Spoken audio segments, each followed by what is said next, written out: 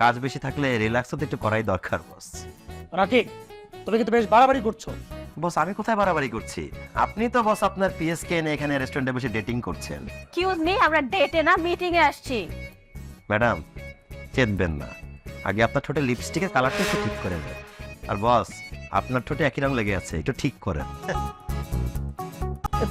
মানে তুমি কেন এখানে আসছো? বস আমার তো আসলে রেস্টুরেন্টে খাওয়ার শৌখিনতাটা কম, আমাকে এখানে রুবা ম্যাডামই পাঠিয়েছে। ও, তুমি রোবার হয়ে আমার ইনকোয়ারি করার জন্য এসছো? হ্যাঁ, এই ছেলে, তুমি কি আমার চাকরি করো নাকি রোবার চাকরি করো? বস আপনি মহান, আমি অবশ্যই আপনারই চাকরি করি, আমি আপনার আন্ডারে আছি। আমি যদি আপনার আপন লোক না হতাম তাহলে আপনার সমস্ত আকাম কুকাম কিন্তু সবাইকে বলে দিতাম। এই যে গত মাসে আপনি যে একটা অফিস ট্রিপে গেলেন দুবাইতে একটা এমপ্লয়িকে নিয়ে, সেই কথা কি আমি কাউকে বলেছি বস?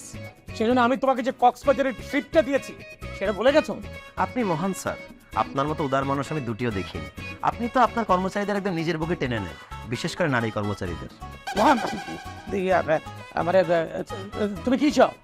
বস আমি আপনার কাছে বেশি কিছু কি চাবো, জাস্ট আমার প্রমোশনটা চাই। এই প্রমোশনে আমার লাভ হবে না বস, এই প্রমোশনটাতে আপনারই লাভ হবে।